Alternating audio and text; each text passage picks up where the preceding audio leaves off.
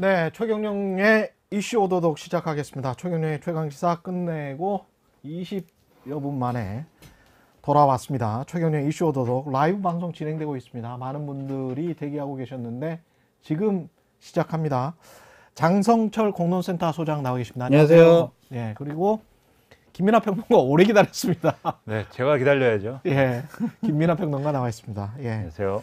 두 분이 오늘 뭐 아주 재밌는 이야기, 근데 재미가 사실은 없기는 해. 이게 정쟁의 무한루프 같기도 하고 우리가 뭔가 어떤 그 악순환의 사슬에 들어가 있는 것 같기도 하고 한국 정치가 왜 이렇게 되는 건지는 모르겠지만 하여간 뭔가 들어가 있어요. 근데 겉으로 드러나는 갈등 그 이면에는 예. 서로 막 웃으면서 얘기도 많이 하고요. 그래요? 이미 다 짜져 있다라고 보여져요. 각본이 짜져 있다? 예. 그러니까 뭐 지금 예산안 때문에 많은 언론과 평론가들 뭐 국민들께서 걱정을 하시지만 이거 전혀 걱정하실 필요가 없어요. 그냥 서로 지금 기싸움 하는 거고 제가 예상하기에는 이번 주말 내 본회의라도 열어서 예. 아니면 다음 주 초에는 예산안은 반드시 합의 처리가 된다. 아, 합의 처리가 된다. 두 가지 이유. 하나는 민주당이요. 자신들의 수정한 예산을 그냥 단독 처리 못해요. 왜냐하면 민주당 의원들이 증액시켜 놓은 자신들의 요구사항이 반영된 예산 지금 증액은 하나도 반영이 안 돼 있거든요. 아, 이거는 감액 아니죠? 그렇죠. 수정하는. 그렇죠. 그러면은 2024년 총선 치러야 되는 민주당 지역구 국회의원들이 예산 아무것도 못 따왔다? 지역사업 못 한다? 총선 치르기가 상당히 어려워진다. 그러네. 플랜카드 걸어야 되거든요. 그러네. 저 예산 200억 따왔습니다. 막 이래야 되거든요. 플랜카드 걸 게 없다. 예. 예, 수정안 처리하면. 수정안 처리 못 한다라는 생각이 들고 또한 지금 의원들의 엉덩이가 들썩들썩해요. 들썩들썩 한다는 게 외국 가야 돼요. 아. 왜냐면 올해까지 안 가면은요. 그 외국 그 출장 예산, 외유성 예산 회기 끝나고 끝나요. 그냥 올해 12월 31일까지 써야 되거든요. 그 안에 가야 된다. 가야 돼요. 그래서 지금 예산안이 예를 들면 만약 12월 31일 날 12시쯤에 합의가 돼가지고 1월 1일 새벽 4시까지 본회의장 안에 있는다? 그러면 이제 출장 못 가는 거죠. 걱정은 그러면 국민들만 하고 있는 거구나. 그럼요. 그렇죠. 예산안이 이제 합의가 되려면은 예. 서로 간에 무슨 절박함이 있어야 되는데 그렇죠. 지금 이제 장성철 소장님은 이제 국민의힘 쪽의 시각에서 볼 때 음. 민주당이 절박하면 절박하지 우리는 절박할 게 없다 뭐 이런 분위기를 그렇죠. 약간 반영해서 말씀해 주신 측면이 있는 것 같고 예. 저도 예산안은 합의 처리가 된다고 생각을 하지만 말씀하신 대로 이제 며칠 안에 되지 않을까 생각하지만 국민의힘은 그런데 안 절박하냐? 그렇죠. 근데 또 아닌 것도 있을 수 있다. 합의가 안 될 수도 있다. 민주당이 그래요? 단독으로 수정안 처리할 수도 있다. 그런 시나리오도 가능하다라고 생각을 합니다. 아직도? 왜냐면- 그렇죠. 왜냐하면 단독으로 수정안 처리를 해도 그걸로 그러면은 그러면 이 예산안 끝났습니다. 이렇게 하는 게 아니고 내년이 되면은 그게 말씀하신 대로 감액만 적용이 돼 있는 것이지 지금 정부가 하고 싶은 사업에 대한 예산이 일부 삭감된 거에 더해서 그렇죠. 국회의원들이 또 넣어야 되는 예산들이 남아 있는 거잖아요. 아, 그 부분을 내년 초에 추경을 내 가지고 그 추경을 가지고 또 줄다리기 하면서 할 수도 있는 거예요. 그러니까는 계속해서 무슨 협상의 어떤 조건이나 순간들을 만들어낼 수 있는 거고 그렇게 따지면은 사실 뭐 그렇게 합의에 목매고 뭐 합의 처리에 목맬 절박함은 또 없다. 그런 조건이라고 하면은 민주당도 이럴 바에야 말씀하신 대로 빨리 그러면 수정안이라도 뭐 오늘이든 간에 내일이든 간에 빨리 처리해서 빨리 이제 해외로 가자. 그렇게 갈 수도 있다. 모양새가 누가 더 빠져요? 이렇게 되면? 아니 근데 네. 추경은 항상 민생 추경이라는 명분을 달고 하는 거거든요. 국민의 삶이 어려우니까 그렇지. 이거 우리 추경해가지고 좀 어려운 부분 도와줘야 돼요. 그런데 아니 우리 지역구 예산 담아야 되기 때문에 추경해야 돼요. 이렇게 못할 것 같아요. 명분은 그렇게는 못하겠죠. 네, 예. 그래서 저는 어쨌든 올해 안에 합의 처리할 것이다 라고 어. 예측을 하는 좀 사람이고 어.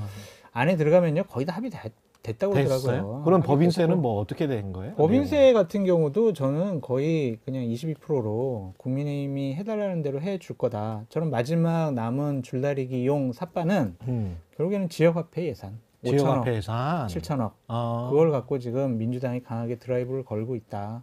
그래서 그것만 오케이 해주면 법인세도 22% 인하하는 거. 뭐 초기업 구간, 그 뭐 내리는 거 뭐 민주당이 그렇게 뭐 반대할 일도 없죠. 그래서 이재명 당대표의 대선 공약 예산을 담기 위한 몸부림이다. 나머지는 거의 다 정리됐다. 그렇게 말씀드릴 수밖에 없어요. 이제 민주당의 수정안도 박홍구 원내대표가 설명한 바에 따르면 예. 거의 정부 예산안 그대로다. 근데 이제 그 전체 예산 대비 한 0.7%에 해당하는 부분을 이제 감액을 한 것이고 그 영역이 대통령실 이전과 관련된 예산, 그다음에 뭐 불효불급 하지 않은 것으로 이제 한 것으로 생각되는 예산, 뭐 이런 것들에 대해서 이제 그리고 행안부 경찰국 신설 예산 이런 것들에 대해서 깎았고 나머지는 뭐 정부 제출한 대로다라고 얘기를 하고 있기 때문에 그런 면에서 보면은 뒤집어 얘기하면은 사실 여야 간의 인식의 차이, 정부와의 인식의 차이라는 거는 그 0.7%에 해당하는 부분만 있는 거잖아요. 그러니까 그게 합의가 되면 이제 문제가 없다라고 볼 수 있겠죠. 다만 이제 법인세 부분은 장 소장님은 22%로 하는 지금 25% 최고세율을 22%로 내리는 거에 대해서 또 쉽게 합의가 될 것이다라고 전망도 하셨지만 저는 그렇지 않을 수도 있다. 그러면 뭐 그렇죠. 똑같은 얘기만 할 수 없잖아요. 둘이 앉아가지고. 그렇죠. 네. 왜냐하면은 이 25%를 22%로 인하하는 것에 대한 정당성이나 이런 것들을 또 설명하고 납득할 수가 있어야 되는데 민주당 입장에서는 그렇지. 이제까지 계속 반대하다가. 그렇죠. 네. 25%를 유지를 해야 된다라고 얘기할 근거는 많이 얘기할 수 있는데 민주당이 그렇죠. 예를 들면 낙수 효과라든지 이런 것들이 뭐 이게 사실상 없다. 예, 증명된 바도 없고 법인세 인하한다고 기업이 유치된다는 보장도 없는 것이고 뭐 그걸 통해서 뭐 경제가 뭐 성장률이 뭐 이렇게 된다는 보장도 없고 여러 가지 효과가 불분명한 것들을 결국은 이제 일부 기업의 실질적인 어떤 세수 부담이 줄어드는 것 외에는 효과가 없는데 그거를 민주당이라는 정당의 어떤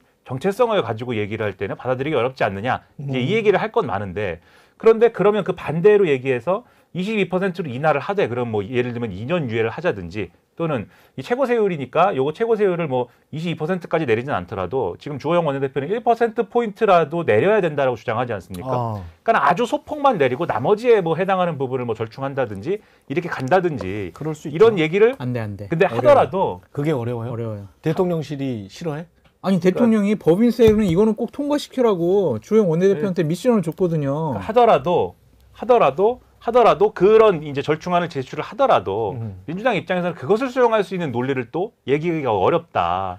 이게 이제 근데 문제인 거죠. 아니 법인세 최소한 뭐 요율을 조정을 하거나 법인세가 만약에 원하는 대로 통과 안 되면요 주호영 원내대표는 거의 잘릴지도 국민의힘에 잘리는 건 기본이고요. 아 그래요? 국민의힘에서 아마 다음번 공천을 못 받을 거예요. 아 그 정도예요? 아 이거는 대통령이 특별하게 공개적으로 지시를 한 거기 때문에 이거를 못한다 그러면 선을 넘은 거예요. 그러면은 그래요? 장제원 의원이 가만히 있겠습니까? 지금? 근데 이제 대통령의 정확한 표현은 네. 법인세 개정안하고 그다음에 한전이법 개정안은 반드시 통과시켜야 된다라는 거였잖아요. 근데 그 개정안이라는 게 지금 이제 정부가 제출한 그 개정안을 정확하게 1.1획도 바꾸면 안 되는 거냐. 그런 부분은 또 여지를 둬야 되는 거 아니겠습니까? 근데 사실 저는 속으로 걱정되는 거는 그거예요.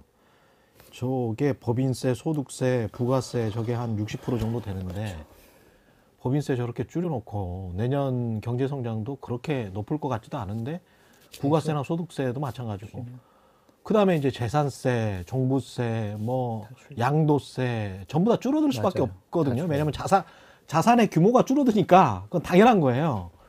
근데 그런 상황에서 법인세를 줄이고 추경을 안 할 수 있을까? 나중에 분명히 추경 이야기 나올 텐데 그러면 세원이나 세수를 충분히 계산해보고 이걸 하는 건가? 그 걱정은 들더라고요. 기재부의 지금까지의 네. 모습을 보면 또 하겠지. 세입 세출에 대한 네. 전망이 하나도 안 맞았어요 매년. 그러니까. 뭐 문재인 정권 하에서는 항상 세입이 더 많아서 그렇죠. 오히려 다행이었었지만 네.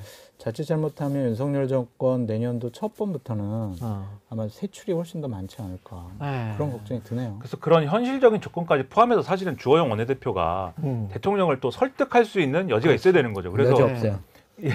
여지 없어. 네, 22%가 아니더라도 예를 들면 24%는 어떻습니까? 설득을 할 수가 있어야 되는데 지금 말씀하신 것처럼 장성철 평론가님도 예를 들면은 네. 윤석열 대통령에 대해서 무슨 뭐 과거에 뭐 있었던 여러 가지 문제들 때문에 뭐 걱정을 많이 했거든요. 이 장성철 완전 평론가님. 찢겼죠. 되게 네. 표현을 네. 되게 참 온화하게. 점잖게 주셔서 감사합니다. 네, 굉장히 걱정을 많이 했던 분임에도 불구하고 예. 이거는 협상의 여지가 없는 것 같다라고 말씀을 하실 정도면 국민의힘 내에서 그리고 대통령의 어떤 대통령실의 분위기 이런 거는 굉장히 강경하다는 얘기다. 그렇게 봐야죠. 근데 그러면 안 되죠 사실. 그거에 대해서 그렇죠. 예산을 정말 통과시키고 싶으면 그 정도의 여지는 줘야 되지 않나. 그러니까요. 네. 예. 가장 강경하지 않아야 될 쪽에서 너무 강경하게 나오니까 그것도 좀 걱정이긴 합니다. 그렇죠. 지금 실시간 스트리밍 함께 해주고 계시는데요. 의견, 질문, 댓글 많이 남겨주시고요. 선동님, 장성철 소장님, 김미나 평론가님 안녕하세요. 라고 선동님은 우리 최경영의 최강시사에서도 자주 오시는 분입니다. 아. 예, 너무 고맙습니다. 이숙님, 힘없는 국민들은 그저 열심히 자기 자리에서 최선을 다해 살아겠습니다요. 각자 도생이라는 말이 또 유행하지 않을까 뭐 그런 생각도 들고 이러네요. 이 1월쯤 되면 그래도 이상민 장관 그 뭐 자진 어떻게 사퇴 뭐 이쪽으로 해임 건의는 안 받아들인다고 하더라도 뭐 이쪽으로 가고 국정조사도 조금 하고 뭐 이렇게 되지 않을까요? 그렇게 돼야죠. 진짜 대통령께서 그렇게 생각하고 판단하셔서 예. 1월에 예정되어 있지는 않지만 예. 예정될 것으로 우리가 예측을 하는 1차 개각. 예. 그때 좀 이상민 장관은 좀 정리했으면 좋겠어요. 이상민 장관 계속 갖고 가면은요. 네. 대통령에게도 계속 부담이에요. 너무 부담일 것. 1월에 예정돼 있습니까 지금? 아니 보통 12월에 연구를 해서 1월에 보통 하니까 아. 설 전에 그렇죠. 이렇게 좀 해서 설 민심 좀 다독이고 그렇죠. 할 거 아니에요. 그럴 것 같아. 그때가 이제 거의 마지막 기회가 아니냐는 좀 생각이 그냥 들어요. 1월 말쯤이니까 이제 설 왔다 갔다. 그때 1월 중순에는 뭔가 나와야 되지 않나 그런 뭐 생각도 들어요. 근데 지금 이상민 장관의 거치 네. 문제는 이런 평론가들의 어떤 전망 그리고 국민의힘 의원들의 생각 그다음에 뭐 세상 돌아가는 순리 이런 거하고 지금 벗어나 있거든요. 그러니까는 이런 순리나 또 평론가들의 얘기나 또 국민의힘 내에서의 국회의원들이 얘기하는 얘기까지 다 종합을 하면 이미 자리를 내려놨어야 될 분인데 의원들 속마음도 사실 국민의힘 의원들 속마음도 그렇죠. 그냥 좀 빨리 내려갔으면 좋겠다 이 생각을 많이 하지 않을까요? 그래서 참사 네. 직후에도 언론에 대고 의원들이 뭐 익명으로 얘기한 겁니다만 그런 얘기 많이 했었거든요. 우리 스튜디오 나가면서도 이야기를 해요. 그러니까요. 그랬는데 대통령이 너무 강경하다 싶으니까 이제 그 얘기를 아무도 안 하는 건데 근데 이런 건 있어요. 뭐 대통령도 여러 가지 얘기를 들을 거 아닙니까? 그러면은 좋다 그러면은 개각의 형태를 좀 취해서라도 이상민 장관에 대해서는 이제 좀 이 갈등을 마무리를 하자라고 생각할 수 있는데 근데 문제는 우리가 윤석열 대통령의 어떤 정치적 리더십, 정치인 윤석열로서의 어떤 뭐랄까요 패턴을 보면은 누가 하지 말라 그러면 해요. 그거를. 그러면은 절대로 개각을 하더라도 이상민 장관은 지키십시오. 그 자리에 계속 있게 해야 된다. 좀 5년 내내 정권과 운명을 같이 해야 됩니다. 네. 이렇게 우리가 막 주장해야 돼요? 그러면 제가 만약에 국민의힘에 똘똘 뭉쳐서 그렇게 주장하면 대통령은 에이 그래도 그건 좀 아니지라고 한 다음에 이상민 장관은 좀 물러납시다 이렇게 할 수도 있다. 대통령 무슨 청개구리예요?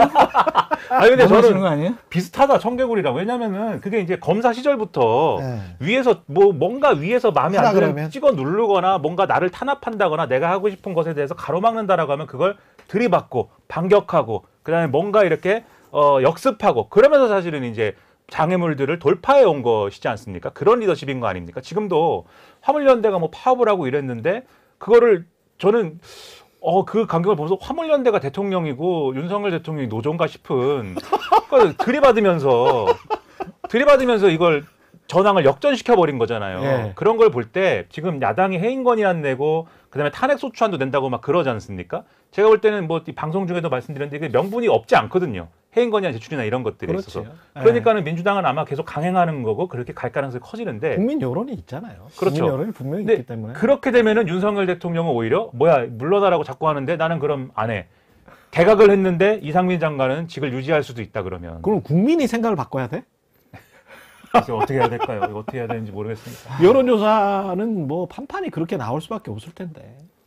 그렇죠. 상식적으로는 해임이든 사의 표명이든 빨리 지금 너무 늦었잖아요. 늦었죠 사실은. 이미. 네. 그러니까 사실 이 모든 갈등이 이 이태원 참사 직후에 이상민 행안부 장관이 좀 이상한 말 하고 그럴 때 그렇죠. 그때 정리했으면은 사실 무슨 해임 건의안이니 뭐니 예산이니 다 껴가지고 뭐 이렇게 줄다리기 하고 이럴 필요도 없었던 거였어요. 근데 네. 그때 이제 대통령이 이 이상민 장관 데리고 다니면서 분향소에 같이 다니고 하면서 그게 확실한 어떤 신호가 되는 바람에 이렇게 된 건데 저는 그 부분이 그러면은 정말 이상민 장관이 윤석열 정권에 정말 필요한 사람이고 이상민 장관의 어떤 능력이 없으면 이 윤석열 정권이 운영이 안 돼서 그런 거냐. 차라리 그런 거면은 제가 이해를 하겠는데 그런 것 같지도 않다. 그러니까 근데 사실은 뭐 그 음모론처럼 저는 아직까지 음모론으로 듣고 있는데 정몽주 전 의원이 뉴스회전의 외전인가? 거기에서 그런 이야기를 하더라고요. 이렇게 고소하는 이유가 사법부의 판사들을 어떤 장악하기 위해서 대법관이 한 13명 정도 지금 앞으로 이 정부에서 바뀔 거기 때문에 판사 출신이 굉장히 필요하다. 네. 뭐 검사는 다 장악이 됐고 네. 뭐 이런 음모론을 이야기를 하던데 어떻게 보십니까? 이해가 되지 않는데. 이해가 되지 않습니까? 이해가 되지 않는데. 너무 너무 나간 거니까. 너무 스케치를 너무 도화지 밖으로 하신 것 같아요. 예, 도화지 바뀌다. 네. 예. 근데 어쨌든 이상민 장관은요, 네. 하루라도, 한시라도 그 자리에 있어서는 안 될 부적절한 인물이다. 네. 그리고 국민적인 이미 판단이 끝났기 때문에 대통령께서 민심과 맞서는 듯한 모습은 보이지 않으셨으면 좋겠다라는 생각이 드는데, 맞설 것 같아가지고, 걱정이 들어요. 근데 어떤 표현을 보니까 그런 표현을 하더라고요. 예를 들면 한동훈 법무부 장관의 경우에는 윤석열 대통령이 저 한동훈 장관, 그러니까 한동훈 검사 시절부터 저 한동훈 검사는 굉장히 유능하다. 그리고 일을 시키면은 확실히 매듭을 짓는다. 그래서 저런 유능한 사람은 내가 키워줘야 되겠다. 이런 태도로 지금까지 온 건데 이상민 장관은 그런 맥락이 아닌 것 같아요. 그런 맥락이 아니라 그렇지. 같은 검사 출신도 아니고 판사인데 내가 지켜봤는데 판결을 잘한다 뭐 이런 것도 아니고 아니, 고등학교 후배 정도밖에 그렇죠. 없잖아요, 지금. 이거는 뭐냐면 어떤 사람이 그런 표현을 했더라고요. 한동훈 장관은 그런 비즈니스적인 게 있는데 이상민 장관에 대해서는 대통령이 정서적으로 의지하는 게 있다. 동지. 네. 아, 그래요? 뒤집어 얘기하면 자기랑 그냥 가까운 사람이다라는 거거든요. 근데 최고 권력자는 오히려 가까운 사람일수록 멀리 해야 되고 가까운 사람일수록 더 단호해야 되거든요. 그렇죠. 그런 어떤 이 운영의 묘가 필요한데 대통령이 그걸 빨리 깨달을수록 국민들의 고통도 좀 덜해질 것이기 때문에 빨리 좀 깨달을 수 김민하 있도록. 평론가님처럼 얘기를 하시면 대통령은 민주당 같은 소리 하고 있네. 그 얘기 하실 거예요. 저 민주당 아닙니다. 대통령 지지율은 어떻게 생각하세요? 살짝 올라갈 수 있는 뭐 계기 모멘텀이 있을까요? 저는 그거는 좀 힘들지 않을까 생각이 들어요. 네. 그러니까 많이 올라가봤자 뭐 40% 내외 그 이후로 치고 올라가기는 어렵지 않을까 생각이 드는 이유가 저는 윤석열 정권에 대해서 대단히 비판적인 입장을 갖고 있잖아요. 그런데 화물연대 파업과 관련해서 저렇게 강경한 대응을 하는 모습을 보고는 저는 그래 저 부분은 잘한 것 같다라는 좀 생각이 들어서 저한테 여론조사가 왔으면 저도 그래 대통령 긍정평가합니다라고 했을 예. 거예요.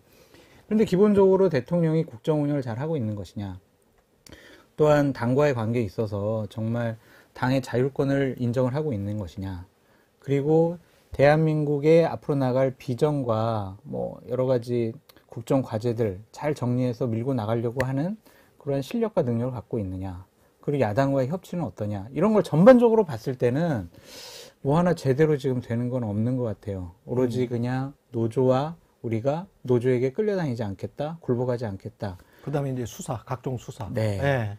그렇기 때문에 이게 치고 올라가기에는 좀 더 많은 능력을 보여줘야 된다라고 말씀드릴 수밖에 없습니다. 그러니까 이게 화물연대 관련된 대응에 대해서는 저도 이제 여러 차례 말씀드렸지만 보수 유권자층은 좋아하죠. 굉장히 좋아할 이슈예요. 근데 저는 다만 이 대응에 있어서도 경제에 미치는 악영향이나 이런 것들을 중심으로 얘기를 풀어가고 그런 것들에 대해서 단호한 대응이다라는 맥락을 좀 더 강조했으면은 좀 더 지지율 올랐을 거라고 보는데 이 얘기가 강하게 나가는 것까지는 좋은데 강하게 나간 끝에 무슨 뭐 정부 전복 뭐 이런 얘기 나오고 그다음에 뭐 북한 얘기하고 그다음 북핵 대응이랑 비슷하게 해야 된다 뭐 이런 얘기를 하고 가면서 제가 볼 땐 보수 유권자층에서도 저건 좀 너무 나간 얘기야라는 심리가 좀 있습니다. 제가 볼 때는 예. 그런 정서까지 있긴 한데 아무튼 이제 그런 부분들이 단호한 게 어쨌든 지지율 상승의 요인이 되고 그게 일정 부분 지금 이익이 난 건 맞는 것 같아요. 이게 이전까지의 논란 그러니까 지난 대선에서 윤석열 대통령한테 투표를 했던 그 보수적 유권자들이 생각할 때 지금까지의 문제는 뭐였냐면 대통령이 좀 지도자답지 않은 것 같아 이게 있었거든요. 지도자답지 않고 뭔가 지도자로서 바람직하지 않은 모습이야 라는 게 있어요. 그게 뭐냐면 이제 뭐 비속어 논란이라든지 그러니까 본인이 비속어를 뭔가 얘기했다고 내가 들은 것 같은데 그런데 오히려 MBC에 대해서 저렇게 하는 것은 지도자답지 않은 것이 아닌가 또는 이제 배우자인 김건희 여사의 여러 가지 의혹들에 대해서 좀 단호하게 정리하지 못하는 것 그런 것들이 좀 지도자답지 않은 거 아니냐 라고 생각하는 것들이 지금 지지율의 어떤 발목을 잡은 측면이 있는데 그렇죠. 예. 그런데 이 화물연대나 이런 노조 파업에 대한 대응이라는 거는 어쨌든 이게 찬반 논란이 있고 여러 가지로 뭐 논란이 있을 수 있지만 그건 어쨌든 지도자의 어떤 선택할 수 있는 옵션 중에 하나인 것처럼 보이지 않습니까? 예. 그래서 이게 복구가 되는 측면이 있는데 다만 이런 부분이 있어요. 저 같은 사람들, 저는 이제 굉장히 저는 편향된 사람입니다. 이념적으로. 네, 굉장히 이념적으로 극단적인 사람인데. 예. 근데 그냥 이제 자본주의 망해라. 아예 망하면 안 되지만 네. 네. 그 정도는 한때는 아니고. 어렸을 땐 그런 생각도 해 잠시는 했습니다. 네, 네. 잠시. 네, 1년 정도 어렸을 네. 때. 근데 이제 이런 사람들이 볼 때는 지금 화물연대 파업에 대해서 저렇게 대응한 거는 뭔가 그 저의 정체성을 부정당한 것 같고 제가 뭐 화물연대도 아니에요. 예. 근데 저렇게까지 할 일인가? 라는 거에 대해서는 정말 깊은 어떤 이 정권에 대한 어떤 회의감이나 이런 걸 느끼게 했거든요. 그렇다고 하면은 이게 다른 영역에서도 비슷한 감정들을 느낄 수 있기 때문에 결국은 이런 방법도 대한민국의 절반의 유권자들만 안고 가는 거다, 결국. 그거는 그런 바람직한 어떤 국정 운영의 방식일까? 그런 부분이 상당히 의문인 거죠. 그리고 이게 저 민주당으로 넘어갈까요? 아니면 국민의힘 하고 넘어갈까요? 김경수 전 지사 이야기를 하면 민주당 이야기까지 다 해버리죠. 예. 김경수 전 지사 같은 경우는 최강시사에서 고민정 의원이 아까 정치적 컴백 배제할 수 없다 그 이야기를 하더라고요, 오늘. 네. 근데 이제 복권이 안 되면 안 되는 거 아니에요? 2028년까지? 그렇죠. 예. 근데 정부에서 대통령이 해줄까요? 아니 지금 네. 김경수 지사가 네. 아니 나 가석방 뭐 사면 해주지 마세요라고 이제 글을 썼잖아요. 그렇죠. 그래서 오히려 더 가석방과 사면을 해주지 않을까. 아까 우리 얘기했던 것처럼 반대로 가니까 그래? 한번 내가 우리 가석방 사면 해준다. 그래서 나 안 나갈래. 구치소에 계속 감옥에 있을 거야. 그래도 나가 빨리. 이렇게 내몰지 않을까. 복권은 안 해주고? 네. 복권은 안 해주는 이유는 잠재적으로 친문을 이끌 잠재주자 일이다 이렇게 지금 생각을 하는 거예요. 글쎄요. 뭐 그러한 정치적인 앞으로의 네. 활로에 대해서 물꼬를 터준다라는 생각보다는 복권까지는 아직 아니다. 예. 그럼 또 다시 한번 카드로 써먹을 수가 있잖아요. 복권을. 네. 그러니까 이번에는 가석방이나 뭐 사면 정도로 할 것 같은데 저는 기본적으로 김경수 지사는 가석방이나 사면이나 복권을 안 해줬으면 좋겠다는 생각을 갖고 있어요. 아, 그래요? 왜냐하면 네. 민주주의의 꽃은 선거인데 선거를 하는 데 있어서 여론 조작을 했단 말이에요. 그걸 가지고 2년형을 받았어요. 업무방해 혐의이긴 하지만 민주주의를 파괴한 사람이다라는 그런 손가락질에 자유로울 수가 없다라는 좀 생각이 들고요. 죄질이 나쁘다는 거죠. 두 번째는 대법원 확정 판결까지 난 사안입니다. 근데 그 탄원서에 보면은 입장문에 보면은 나 잘못 없다니까요. 나 무죄예요. 이거는 전직 국회의원으로서 또한 전직 단체장으로서 대한민국의 사법 시스템, 법치주의를 근본적으로 무시하는 발언이 아닌가라는 좀 생각이 들어서 이분은 그런 생각을 갖고 있는 분이 정치를 하면 안 된다. 안 된다. 라는 생각을 갖고 있습니다. 예. 나는 억울하게 당했다 이렇게 생각을 하고 있는 것 같아요. 예. 제가 이거는 뇌피셜이지만 뇌피셜. 예, 제가 왜냐면 윤석열 대통령의 속마음을 모르지 않습니까? 예. 근데 이 사면권 행사라는 거에 있어서는 어느 정도 이제 정치적인 판단을 대통령이 하지 않을 수 없다고 봅니다. 여기서 정치적 판단이라는 거는 정파적인 구도에서 그러니까 어떤 정파적인 효과를 고려를 하지 않을 수 없다고 보는데 그 맥락에서 보면은 김경수 전 지사를 사면뿐만 아니라 복권도 시켜주고 싶을 거예요. 왜냐하면 이재명과 어떤 대립각을 만들기 위해서 그렇죠. 계속 제가 볼 때는 국민의힘도 그렇고 지금 윤석열 정권도 그렇고 민주당과 그 민주당이라는 하나의 큰 세력에 대해서 대하는 태도는 이재명 대표하고 이재명 대표가 아닌 쪽을 계속 이제 분리하는 전략이거든요. 이의제 전략. 그렇죠. 예. 분리해가지고 서로 싸워라. 그리고 서로 싸우고 있으면 어차피 국민의힘도 좀 이따 얘기하겠지만 매년 1년 내내 당권 가지고 거의 1년 내내 당권하고 공천하고 총선까지 가는 과정을 놓고 자기들끼리 계속 싸울 거 아닙니까? 난장판요? 네, 난장판이 예정되어 있는데 민주당도 그거 갖고 싸워라. 이재명이냐 아니냐 가지고 그리고 포스트 이재명은 누구냐 가지고 싸워라. 그래서 무슨 키워드만 나오면 다 이재명 포스트 이재명인가 얘기를 해요. 김경수 나오면 그 얘기하고 그다음에 조국 전 장관이 출마하지 않을까요? 그 얘기를 윤석열 대통령하고 가까운 쪽으로 자꾸 하잖아요. 아, 그래요? 네, 조국 전 장관이 관악에 출마하지 않을까요? 근데 그것도 네. 사실은 비슷한 맥락인 거죠. 소위 말하는 친문 적자가 나와서 그 적자인지 뭔지도 제가 모르겠습니다만 네. 친문 적자가 나와서 이재명 쪽하고 싸우지 않을까. 그리고 뭐 임종석 비서실장이 뭐 SNS에 하나 쓰면 아 임종석이 나서나 봐. 친문 적자로 나서나 또 이렇게 얘기를 하고. 바라는 겁니까? 아니면 실제로 그런 게 있는 겁니까? 실체가 있는 겁니까? 그 실체는 없는 것 같아요. 실체가 없어요. 그냥 한 번씩 어디선가 그냥 띄우면 네. 그냥 언론에서 재미있으니까 한 번씩 써주는 거지. 그렇죠. 그것이 실체가 있고 어느 정도 영향력이 있다 그러면 지속적으로 어떤 기사가 나오고 화제가 돼야 되는데 한번 빵 나오고 그냥 사라져 버렸거든요. 네, 아직까지는 저는 네. 현실성이 없다고 좀 생각이 들고 현실성 없다? 네, 고민정 의원이 김경수 지사의 어떤 정치적인 미래에 대해서 상당히 긍정적으로 얘기를 한 것은 가능성보다는 그랬으면 좋겠다라는 바람이 바람이다. 들어가 있는 것 같아요. 예. 근데 김경수 지사는요, 저는 독자적인 정치적인 역량을 과연 민주당의 구심점이 될 만한 독자적인 정치적인 역량, 민심의 뒷받침을 받고 있느냐, 그렇지는 못한 것 같아요. 그러니까 대중 정치인으로서 자신의 역량을 보여준 적은 없거든요. 경남지사는 하긴 했지만, 그렇죠. 노무현의 누구, 문재인의 누구, 이렇게 앞에 수식어가 붙어 그렇죠. 있는 그렇죠. 정치인이었지, 종속 변수였다고 저는 생각이 들거든요. 아, 그런데 그 종속 변수가 갑자기 이재명을 대항해서 민주당의 구심점이 될 수 있다? 김경수라는 이름 하나 가지고는 네, 지도자가 될 수 있다? 그것은 상당히 어렵고, 만약에 문재인 대통령께서, 아이, 김경수, 내 후배, 내 후계자, 뭐, 뭉쳐, 막 이러한 노골적인 얘기는 아니더라도, 그러한 사인을 줘셔야 김경수 지사가 정치적으로 구심점과 제대로 된 역할을 할 수 있지, 독자적인 뭐 생각과 판단, 행동으로 힘들 것 같아요. 지금 문재인 전 대통령까지 이야기가 나왔는데 어떻게 생각하세요? 이재명 당대표의 검찰 수사가 어떻게 흘러갈지를 모르니까. 근데 김한배 씨가 자해 그 극단적인 선택 이야기까지 하면서 뭐 이게 이 자체가 뭘 의미하는지, 그리고 앞으로 뭔가 다가온 것 같으니까 뭔가 또 선택을 했을 거란 말이죠. 어떻게 보십니까? 지금 상황은? 짧게 저거 말씀드리면 예. 김한배 씨는 앞으로 남욱, 유동규와 비슷한 수준의 진술을 할 것 같아요. 이제. 아, 진술을 바꿀 것이다? 네. 예. 그러한 결심 차원에서 예. 좀 어떠한 시나리오를 만들기 위한 자해 소동을 한 것이 아니냐. 진짜 자해하려고 그랬으면 변호사한테 왜 갑자기 연락을 해요? 그렇죠, 그렇죠. 그러니까 이거는 예. 어떠한 다음번 행보를 가기 위한 예. 하나의 스텝이다라고 볼 수밖에 없고요. 예. 이재명 당대표의 사법 리스크는 정말 위험해졌다. 위험해졌다. 이번 김만배 극단적 씨까지 선택으로. 맞아요. 남욱 얘기가 맞아요. 유동규 얘기 맞아요. 음. 제가 여러 가지 로비하고 뭐 이재명 당대표랑 뭐 당시 시장이랑 상의 많이 했어요. 이렇게 진술을 번복할 가능성이 높다라고 저는 전망해 봅니다. 그럼 김만배가 얻는 거는 뭘까요?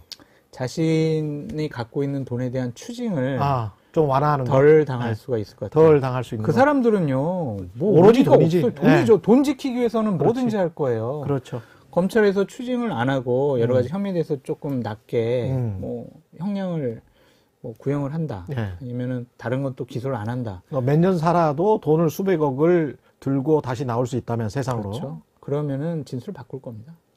근데 진술 바꾸는 걸로 그러면 이 상황은 판은 정리가 돼버리는 걸까요?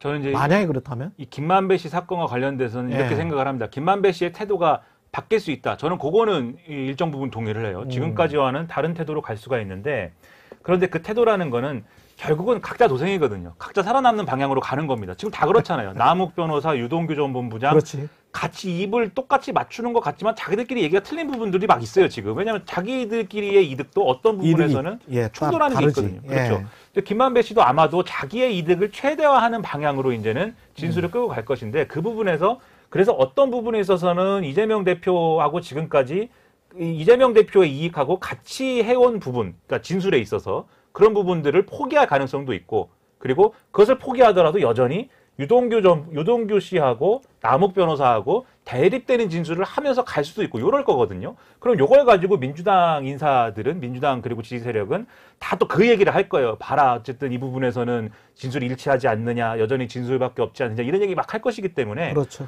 이걸로 판이 정리되는 것은 좀 무리일 수 있으나, 그러나 이재명 대표의 사법 리스크가 앞으로도 계속해서 이제 여러 가지 논란 속에서 이 좀 뭐랄까요, 더 뜨거워지고 더 뭔가 대응해야 될 필요성이 높아지는 상황이 올 것은 또 분명하다. 가부간의 정리는 안 됩니까? 그 가부간의 정리되는 시점은 어떻게 보세요? 그러니까 뭐 검찰에 달려 있겠죠. 검찰에 달려 있다? 검찰에서 언제 어느 순간 네. 이재명 당대표를 소환을 할까?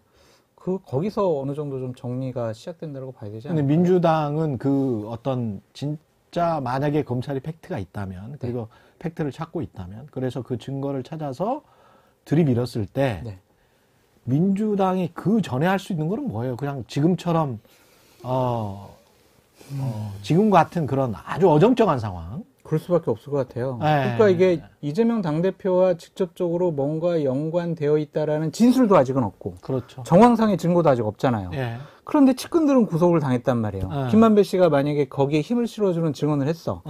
그러면 이재명 당대표에 대해서 일단은 지금 소수가 요구를 하고 있지만 이제 앞으로는 더 많은 사람들이 조직적으로 그 당대표는 좀 내려놓고 해야 되지 않겠느냐라는 요구가 강하게 나올 것 같아서 혼란스럽고 갈등만 남아있다라고 볼 수밖에 없을 것 같아요. 그러니까 이재명 당대표의 개인적인 일이잖아요, 이게. 그렇죠. 민주화 운동한 것도 아니고. 예. 그래서 당을 요런 위해서 한 것도 아니고. 요런 인식을 갖고 있기 때문에 그래서 아까 얘기로 잠깐 돌아가면은 아까 얘기하다 왜냐면 끝까지 얘기를 못했기 때문에 김경수 지사를 그래서 사면 복권시키고 싶을 것이다. 왜냐하면 이재명의 사법 리스크라는 거는 계속 이렇게 뭐 말씀하시는 대로 국민의힘에서 지금 장성철 소장님이 말씀하시는 거에 거의 100배 정도로 얘기를 하잖아요. 지금 요 정도 얘기했는데 국민의힘에 이제 소속돼 있는 국회의원들이나 이 사람들이 얘기하는 이미 거는 범죄자로 이야기하죠. 그렇죠. 예. 이미 바로 내일 체포되는 것처럼 얘기하지 않습니까? 그렇게 한 두세 달 이야기를 해왔어요. 그렇죠. 계속. 예. 그러니까 사실 이런 국면에 이렇게 뭔가 다른 구심점이 될 수 있는 사람들을 자꾸 이렇게 풀어놓는 것이 유리하다라고 생각할 텐데,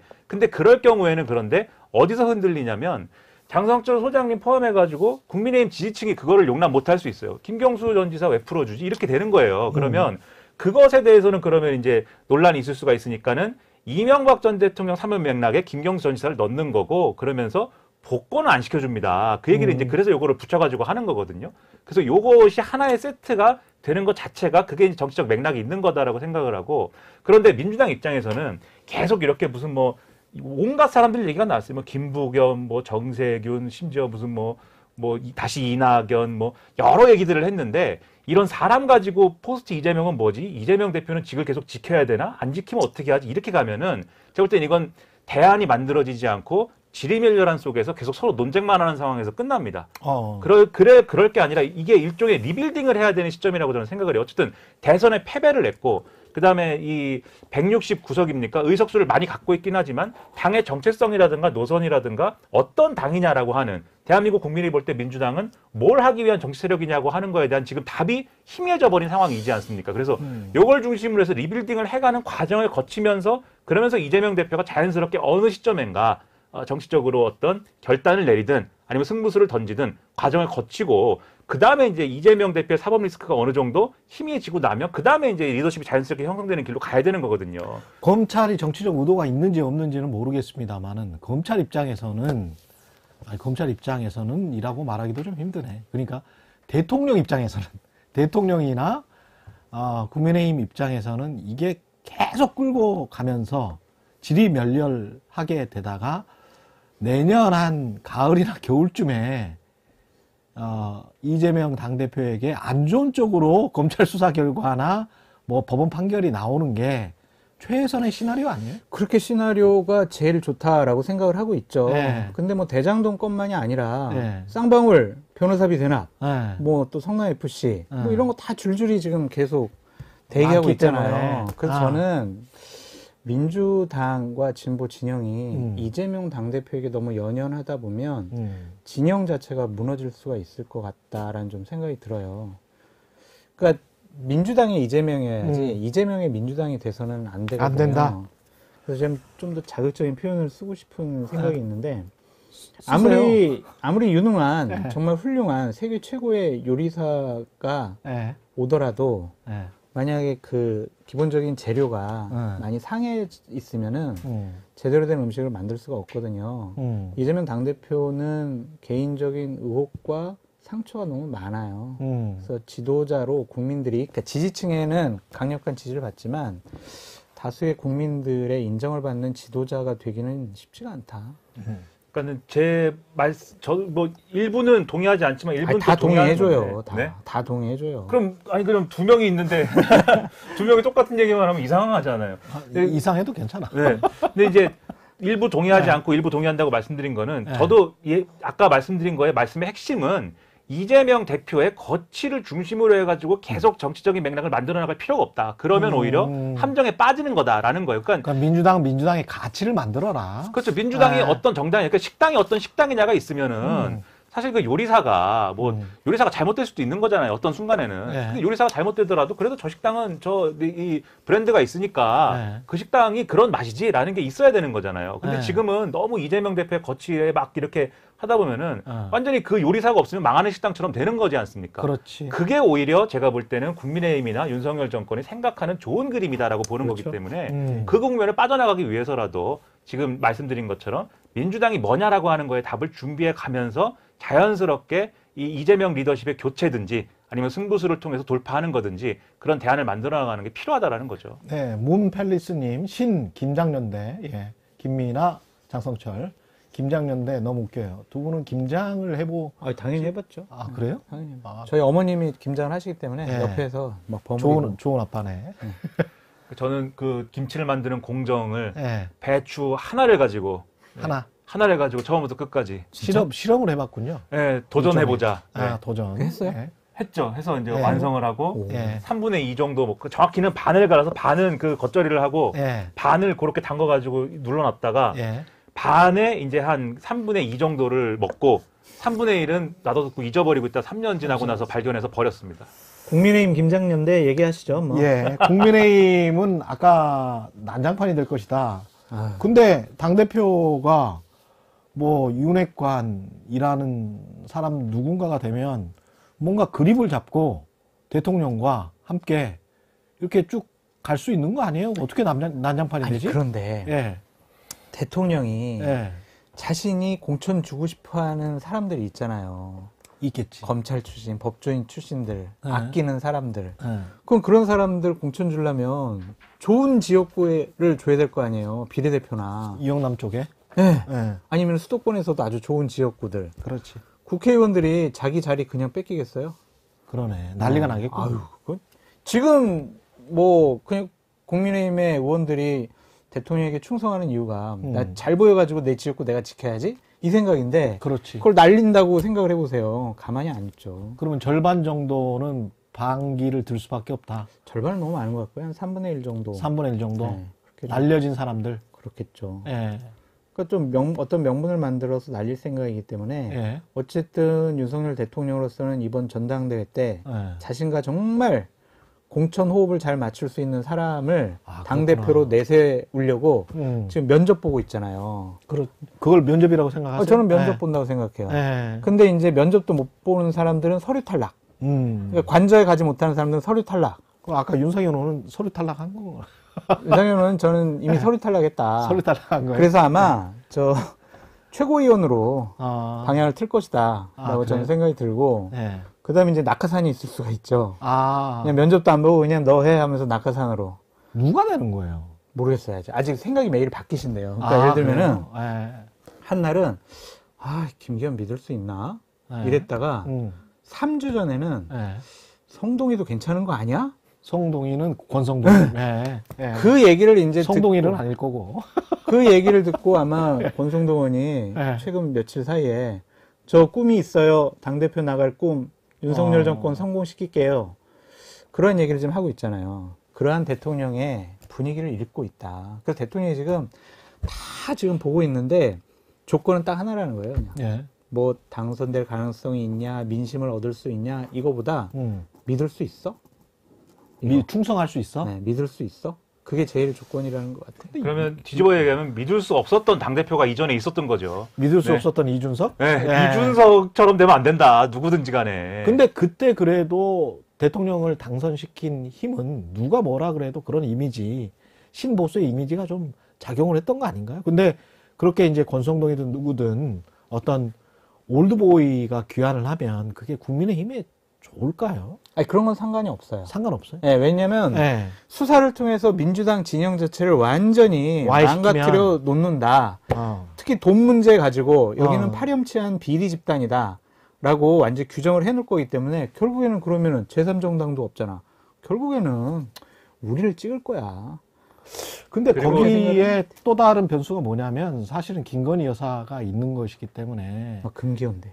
김건희 여사는 저한테는 금기어는 아니에요. 좌우지간 주가 조작 의혹과 관련해서 여러 지금 정황 증거들이 계속 나오고 있기 때문에 그거 없이 그러니까 김건희 여사에 관한 기소랄지 관련된 뭔가 매듭 짓는 게 없이 그냥 덮고 계속 이렇게 가는 게 그렇게 해서 민심을 얻을 수 있을까? 국민들이 그거는- 근데 국민들이 받아들이는 게 이런 게 있는 것 같아요. 예. 저는 김건희 여사에 대해서도 정말 민주당 의원들이나 예. 이재명 당대표가 받는 수준의 음. 검찰이 강한 조사를 받아야 된다고 똑같은 수준으로 음. 그렇게 생각하는데 안 할 것 같아요. 검찰은 그러니까 안 하는데 예. 이런 게 있죠. 조사를 슬슬 하면서 이재명 당대표나 노웅래 의원처럼 슬슬 하나씩 중간중간 요래서 요 사람 나쁜 사람이에요 라고 툭툭 던져주는 것과 수사 안 하고 가만히 있으면서 민주당이 공정하게 수사해라 막 하는 거랑은 국민들이 받아들이기에는 이게 좀 다른 차원이라고 좀 생각이 들어요. 그러니까 김건희 여사가 진짜 뭐 예를 들면 검찰 수사를 해봤더니 전화를 해가지고 팔으라고 그러고 사라고 그러고 이런 것들이 명확하게 날짜별로 다 나와 있다. 어. 그런 것들이 밝혀지면은 정말 이건 주가 조작한 거 아니야라고 할 텐데 나왔지 나오기는 나왔는데 3,300원에 8만 주 매도 더 구체적으로 더 이제 많은 양 그거에서 더 양을. 구체적인 게 네. 어떻게 나와? 아니 검찰 수사하면은 더 구체적인 것들이 많이 나올 거 아니에요. 뭐 그러니까. 문자를 보내가지고 네. 야 빨리 이거 해 막. 그러니까 그런 것들이 안 나오면 검찰 음. 수사를 통해서 이게 막 뭐 정말 나쁜 사람 이렇게 또 매도당하지는 또 않을 것 같기도 하고 아 그래요? 받아들여지는 게 좀 다를 것 같아요. 그럴까요? 근데 이제 네. 검찰의 칼날이 어디로 갈 것이냐를 앞으로 주목을 해봐야 됩니다. 왜냐하면은 지금 음. 여당이 사실 한심하죠. 지금 장성철 평론가님 말씀대로 하면은 대통령의 변덕에 따라서 네. 여당의 집권 여당의 대표가 변덕이 아니라 판단.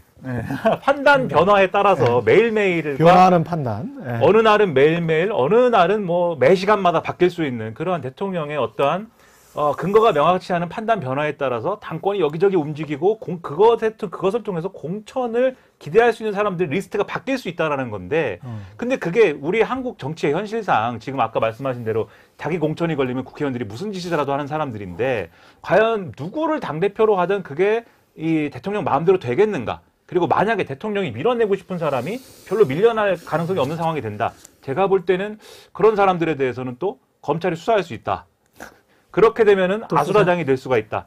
근데 저는 그런 맥락에서 그래서 검찰의 움직임이나 이런 걸 잘 봐야 된다고 생각하지만 지금까지 윤석열 대통령의 또 스타일은 그리고 이전에 대선의 과정에서 논란이 됐던 무슨 고발 사준이 뭐니 했던 그런 논란들을 딱 종합해서 보면은 수사를 안 해야 된다는 거에 대해서는 굉장히 분명히 선을 갖고 있는 분이에요, 윤석열 대통령은. 그리고 김건희 여사와 관련된 사안은 수사를 안 해야 된다라고 지금 얘기를 하는 거지 않습니까? 결국은 뭐 직접적으로 얘기한 바는 없지만 네. 그런 점에서 보면은 여러 의심을 갖고 얘기를 하고 여러 가지 증거가 나왔음에도 김건희 여사 수사는 착수 안 할 것 같고 오히려 다른 난장판들이 국민들의 눈에 크게 보이고 그것이 어떤 또 언론의 보도나 이런 걸 통해서 뭔가 이제 그 정치권의 빚없는 대통령이 뭔가 정치를 바꾸는 듯한 모습으로 비춰지는 그런 시나리오 갈 가능성이 있다. 그렇게 생각합니다. 일설에 의하면은 대통령실에서 간식으로 검찰에 초코파이를 보냈다.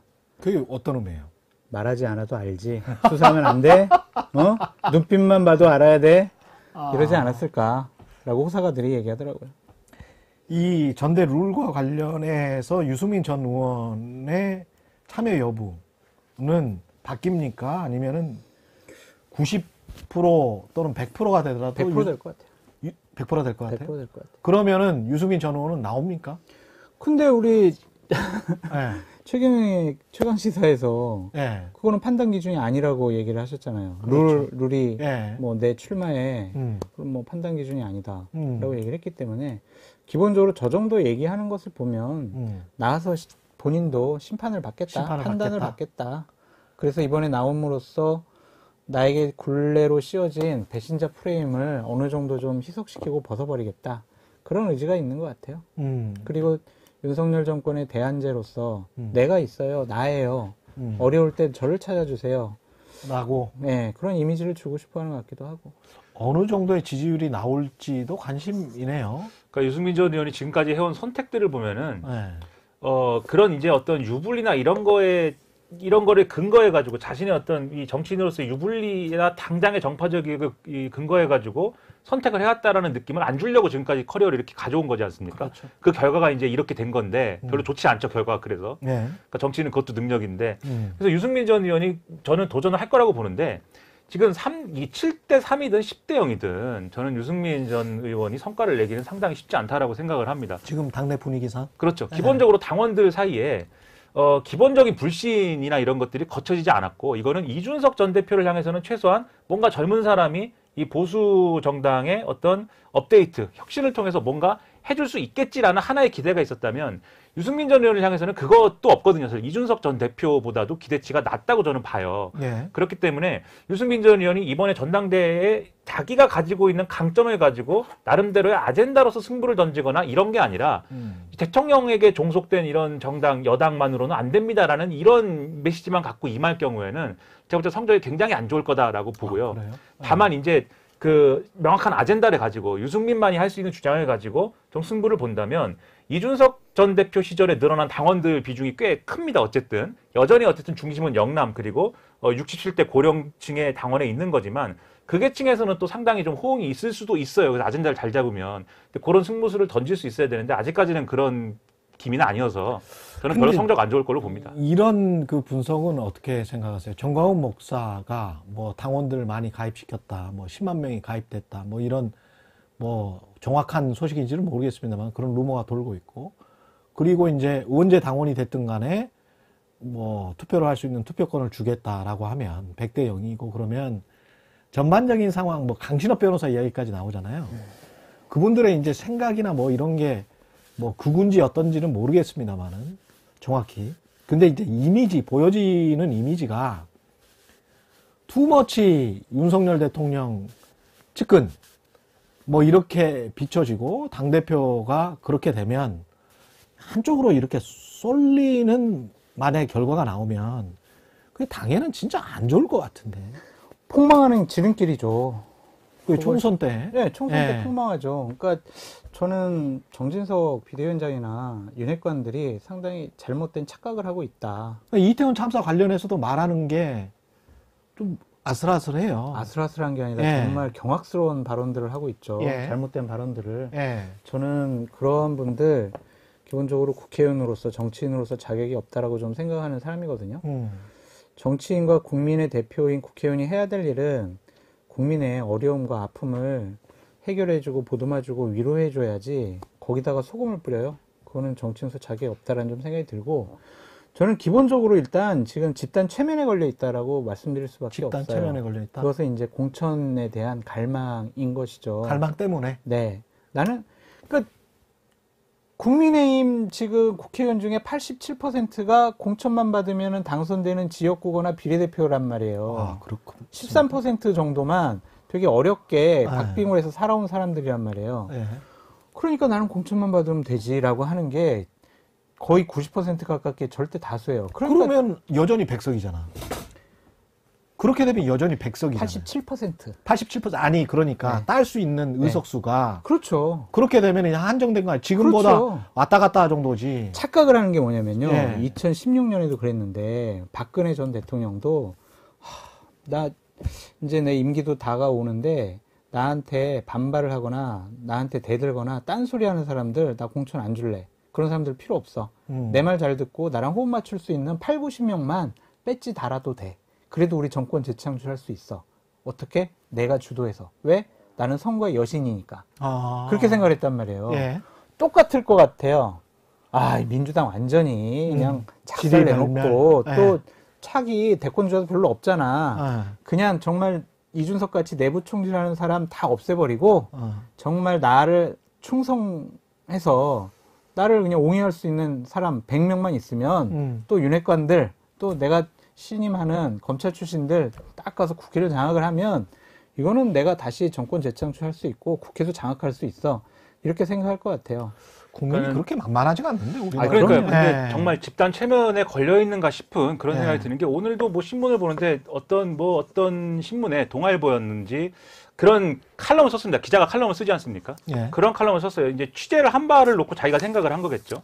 그러니까 말씀하신 이제 2016년 총선 같은 경우에 대개 그렇게 보지 않습니까? 그때 어쨌든 유승민 당시 원내대표가 중부담 중복지론 들고 나오고 그다음에 청와대의 어떤 그런 이 국회가 시행령 고치고 뭐 이런 것에 대한 의견을 내면서 청와대랑 충돌하고 이런 과정에서 예. 그러면서 배신의 정치 나오고 박심 가지고 그때 친박 간별사 나오고 이래가지고 이 청와대 위주로 하려다가 이게 틀어져 가지고 지금 말씀하신 것처럼 그렇죠. 총선에서 망한 거다. 대개 이렇게 보는데 예. 지금 국민의힘 내 주류 특히 친윤계는 그렇게 보지 않는다.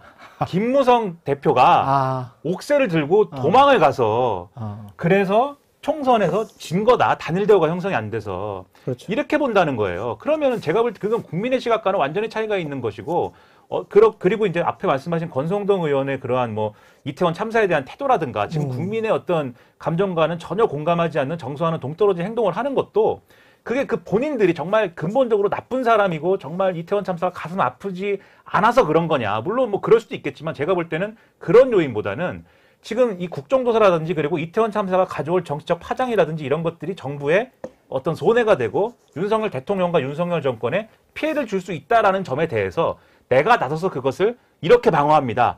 라는 거를 보여주고 싶고 과시하고 싶은 그런 마인드가 작용을 하기 때문에 그런 망발이 나오는 거다라고 저는 생각을 하거든요. 예. 그러니까는 제1의 가치가 정치인들이 국민의힘 소속된 정치인들이 국민을 대변하고 국민에 공감해가지고 그걸로 표를 많이 얻자 이게 아니라 그렇지. 대통령의 판단과 대통령의 어떤 기분이 그것에 따르고 맞추는 것이 제1의 판단 근거다라고 얘기하면 누가 그런 세력에게 정권을 계속 맡기고 싶겠습니까? 심기 경호용. 아니 우리가 예. 이제 이 전당대회를 논함에 있어서 꼭 해야 될 사람, 얘기해야 될 사람이 있잖아요. 예.